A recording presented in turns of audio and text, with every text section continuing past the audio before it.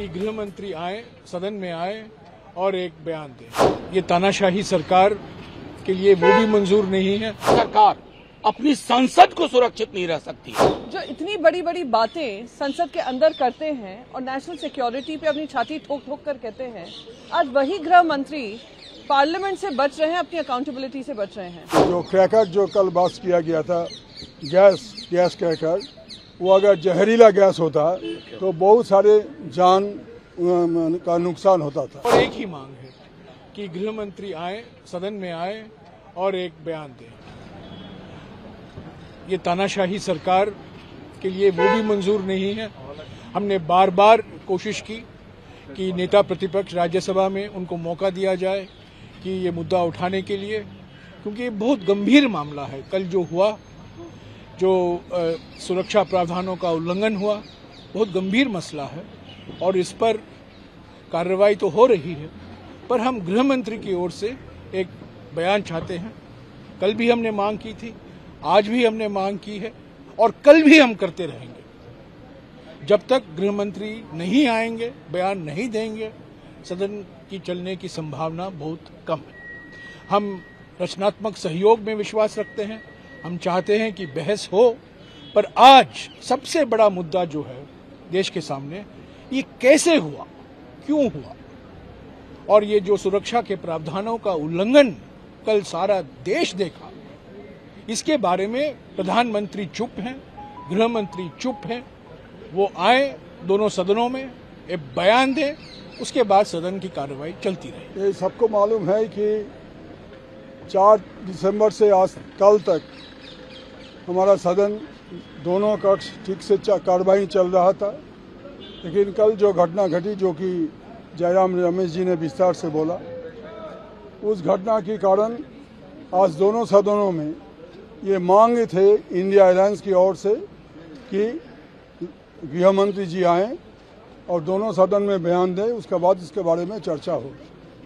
लेकिन दुख है कि सरकार इस बारे में नीरव है। कोई अभी तक कोई स्टेटमेंट गवर्नमेंट की ओर से आया नहीं, ये कभी भी नहीं हुआ।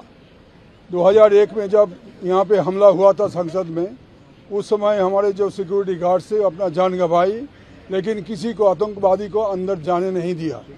ये लोग जो पकड़ा गया है आतंकवादी है कि नहीं हमें मालूम नहीं कौन है, लेकिन इससे पता चलता है कि पार्लियामेंट नए भवन जो बनाया गया उसमें सुरक्षा इतना खराब है कि कोई भी आ सकता है। और अगर जो क्रैकर जो कल पास किया गया था, गैस क्रैकर, वो अगर जहरीला गैस होता तो बहुत सारे जान का नुकसान होने का संभावना था। तो आज सुबह से हम वही मांग पर खड़े हुए थे दोनों सदनों में।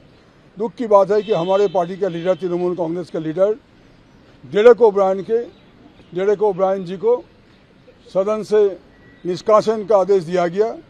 उसके बाद उनको खिलाफ सरकार ने प्रिविलेज मोशन लाया और प्रिविलेज कमेटी के पास उनके विषय में चर्चा करके 3 महीना का अंदर रिपोर्ट देने के लिए चेयर ने निर्देश दिया।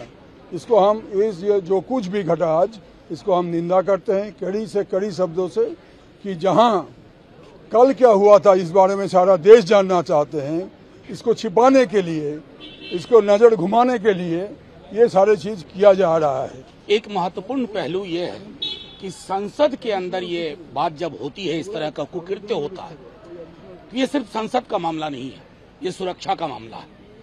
जो व्यक्ति, जो सरकार अपनी संसद को सुरक्षित नहीं रह सकती है, देश उनके हाथों में सुरक्षित।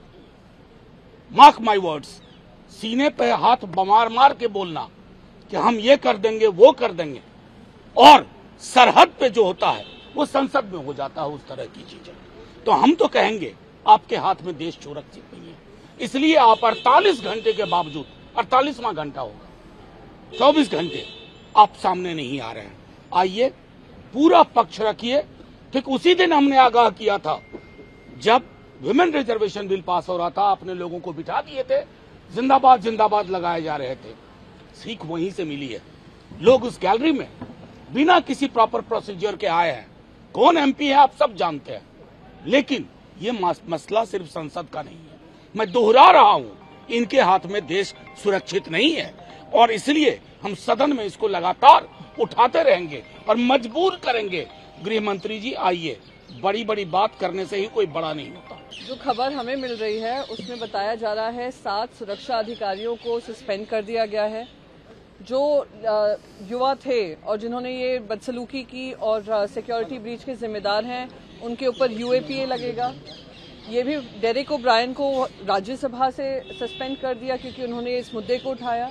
और 14 हमारे सांसद जो हैं कांग्रेस के भी और अन्य दलों के भी इसी मांग पे सस्पेंड कर दिए गए हैं लोकसभा से। मैं कहती हूं आपने ये सारी कार्रवाई की, पर हम मांग कर रहे हैं कि देश के गृह मंत्री हमें आकर जवाब दें कि सुरक्षा में चूक कैसे हुई। जो इतनी बड़ी बड़ी बातें संसद के अंदर करते हैं और नेशनल सिक्योरिटी पे अपनी छाती ठोक ठोक कर कहते हैं, आज वही गृह मंत्री पार्लियामेंट से बच रहे हैं, अपनी अकाउंटेबिलिटी से बच रहे हैं। ऐसी क्या मजबूरी है कि भारतीय जनता पार्टी के जो एमपी हैं प्रताप सिन्हा, उनसे प्रश्न नहीं पूछा जा रहा है या उन पे कोई कार्रवाई नहीं की जा रही है। ये दिखाता है कि ये जो सरकार है इतनी आत्ममुग्ध है कि नेशनल सिक्योरिटी को दरकिनार कर पार्लियामेंट की सिक्योरिटी को दरकिनार कर सिर्फ अपनी वाह लूटने में लगी हुई है। पर जो भी इनके सुरक्षा का दावा है सब खोखला है।